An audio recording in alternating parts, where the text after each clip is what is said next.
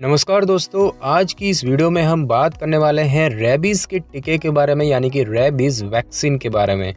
दोस्तों, रेबीज़ एक गंभीर रोग है जो कि वायरस के कारण होता है और यह एक संक्रामक रोग है जो कि मुख्य रूप से जानवरों को होता है।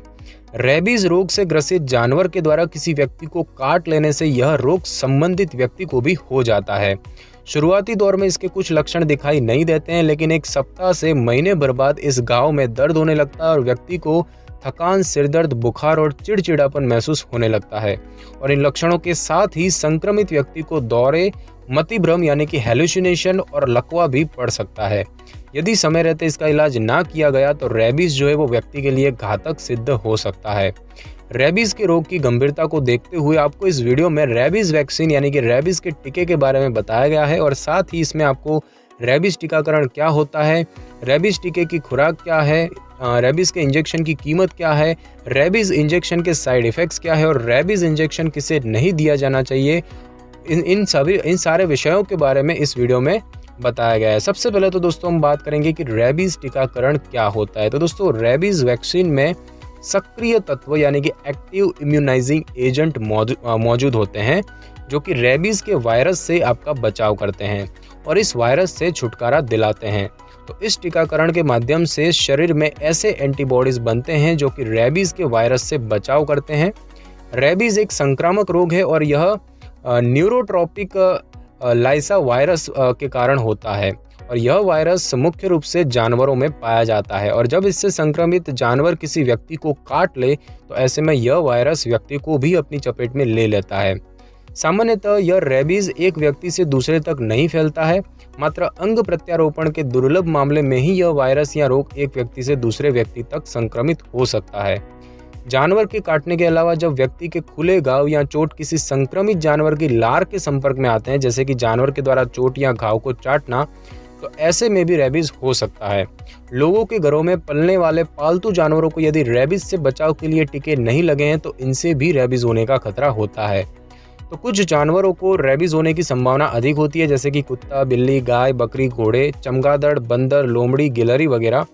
रेबीज वाला जानवर यदि आपको काट ले या आपकी खुली चोट को चाट ले तो ऐसे में आपको तुरंत डॉक्टरी सलाह लेनी चाहिए। घर के बाहर घूमने वाले पागल कुत्तों से भी लोगों को दूर रहना चाहिए। रेबीज से संक्रमित कुत्ते, बंदर, बिल्ली या अन्य जानवर के काटे जाने पर व्यक्ति में कुछ तरह के शुरुआती लक्षण दिखाई देते हैं, जैसे कि कमजोरी आना, तेज बुखार होना, सिर दर्द होना। और रेबीज में होने वाले गंभीर लक्षणों की बात करें तो सोने में परेशानी होना, कुछ समझ न आना, चिंता और अशांत होना यानी कि बेचैन, चिंतित और उदास होना, दौरे पड़ना, मतिभ्रम होना यानी कि हेलुसिनेशन होना यानी कि काल्पनिक चीजें दिखना। रेबीज के लक्षण दिखाई देने वाले अधिकतर मामलों में व्यक्ति की मृत्यु तक हो जाती है। अब दोस्तों बात करते हैं हम कि रेबीज टीके की खुराक के बारे में। तो दोस्तों, रेबीज के वायरस से बचाव व रेबीज के इन्फेक्शन से ग्रसित जानवर से काटे जाने के बाद दोनों ही स्थितियों में रेबीज के टीके की आवश्यकता होती है और इस टीके को किसे दिया जाता है और कितनी खुराक में दिया जाता है इस बारे में हम आगे आपको बताएंगे।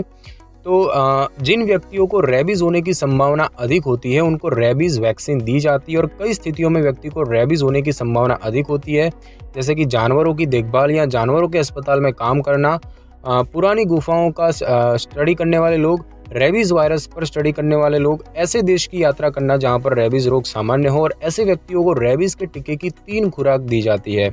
टीके की पहली खुराक डॉक्टर किसी भी समय दे सकते हैं, जिसके 7 दिनों के बाद दूसरी खुराक और पहली खुराक के 21 से 28 दिनों के बीच में तीसरी खुराक भी दी जाती है। दोस्तों, बात करें किसी जानवर के काटने के बाद रेबीज का टीका लगाने की, तो किसी जानवर के काटने के बाद व्यक्ति को अपने घाव को साफ करके डॉक्टर को दिखाना चाहिए और इसके बाद डॉक्टर आपकी जांच करके ये निर्धारित करते हैं कि आपको टीके की आवश्यकता है या नहीं।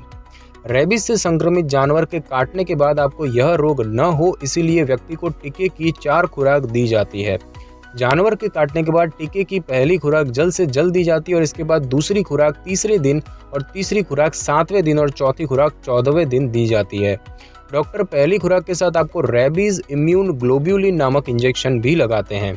जिन व्यक्तियों ने किसी जानवर के काटने से पहले ही इंजेक्शन लगवाया होता है उनको रेबीज के 2 टीके लगाए जाते हैं। पहला टीका जल्द से जल्द जबकि दूसरा टीका तीसरे दिन लगाया जाता है और इस स्थिति में रेबीज इम्यून ग्लोब्यूलिन इंजेक्शन लगाने की आवश्यकता नहीं होती है। अब दोस्तों हम बात करते हैं कि रेबीज इंजेक्शन की कीमत क्या होती है। तो दोस्तों रेबीज वायरस से बचाव के लिए देश में रेबीज की टीका के कई ब्रांड उपलब्ध हैं और ब्रांड के आधार पर इस इंजेक्शन की मात्रा और कीमत भी अलग अलग हो सकती है। तो देश में मिलने वाले रेबीज के कुछ इंजेक्शन और उनकी कीमतों की बात करें तो उसमें सबसे पहला तो है अभय रैब इंजेक्शन, जो कि 336 रुपये का है, उसकी अनुमानित कीमत है। इंडी रैब की बात करें तो वो 315 रुपये।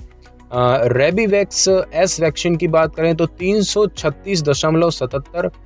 एक्सपी रैब की बात करें तो 336.76 और वेरी रैब P300 की बात करें तो वो जो है 5286.54 रुपये। तो दोस्तों ये जो है हमारे देश में मिलने वाले कुछ इंजेक्शन और उनकी कुछ अनुमानित कीमत है। अब दोस्तों बात करते हैं कि रेबीज इंजेक्शन के साइड इफ़ेक्ट्स क्या होते हैं। तो दोस्तों सामान्यतः रेबीज के टीके से होने वाले साइड इफ़ेक्ट बेहद कम होते हैं और यह कुछ ही दिनों में ठीक हो जाते हैं और इस इंजेक्शन से गंभीर साइड इफ़ेक्ट बेहद कम मामलों में देखने को मिलते हैं और इस इंजेक्शन को लगाना सुरक्षित होता है, लेकिन कई मामलों में ऐसे भी सामने आते हैं जिसमें इस टीके की प्रतिक्रियाएं गंभीर भी हो सकती हैं। तो कुछ साइड इफ़ेक्ट्स जो हैं, सामान्य साइड इफ़ेक्ट, उनकी अगर हम बात करें तो उसमें इंजेक्शन की जगह पर दर्द, सूजन और लालिमा होना, वैक्सीन से सिरदर्द होना, पेट खराब होना, पेट में दर्द होना, मांसपेशियों में दर्द की शिकायत होना, थकान आना और चक्कर आना। और टीके से होने वाले कुछ दुर्लभ नुकसान की बात करें तो उनमें बच्चों और वयस्कों को वैक्सीन से बुखार आना, जोड़ों में दर्द होना और शीत पित्त होना यानी कि हाइव्स होना। रेबीज के इंजेक्शन से गंभीर दुष्प्रभाव बेहद ही कम मामलों में दिखाई देते हैं। और अब हम दोस्तों बात करेंगे रेबीज इंजेक्शन जो है वो किसे नहीं लेना चाहिए। दोस्तों कई बार रेबीज वैक्सीन को कुछ विशेष परिस्थितियों में लेने की सलाह नहीं दी जाती है। किसी रोग या अन्य स्वास्थ्य स्थिति के कारण डॉक्टर इस वैक्सीन को बच्चों या वयस्कों को देना उचित नहीं मानते हैं। तो दोस्तों किन परिस्थितियों में रेबीज वैक्सीन नहीं दी जानी चाहिए या फिर डॉक्टर की सलाह के बाद ही लेनी चाहिए, उसकी बात करें तो यदि किसी व्यक्ति को रेबीज के इंजेक्शन की पिछली खुराक से घातक एलर्जी हो तो ऐसे में व्यक्ति को वैक्सीन की दोबारा खुराक नहीं लेनी चाहिए। रेबीज वैक्सीन में मौजूद तत्व से किसी भी प्रकार की गंभीर एलर्जी होने वाले लोगों को इस वैक्सीन को नहीं लेना चाहिए। HIV या फिर रोग प्रतिरोधक क्षमता को कम करने वाले अन्य रोग होना, स्टेरॉयड दवाओं का सेवन करना या फिर कैंसर होना और रेडिएशन व दवाओं के माध्यम से कैंसर के इलाज के दौरान इस वैक्सीन को नहीं लेना चाहिए।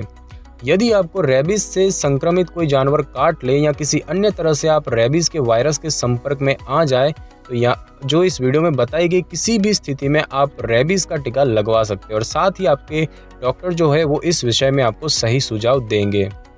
तो दोस्तों आज की इस वीडियो में बस इतना ही। अगर आपको मेरी ये वीडियो अच्छी लगी हो तो वीडियो को लाइक और शेयर करें और कमेंट करना बिल्कुल भी ना भूलें। और अगर आप हमारे चैनल पर नए हैं तो चैनल को कर ले सब्सक्राइब और बेल आइकन के बटन को कर ले क्लिक, ताकि मेरी नई वीडियो की नोटिफिकेशन सबसे पहले आपको मिल सके। Thanks for your time.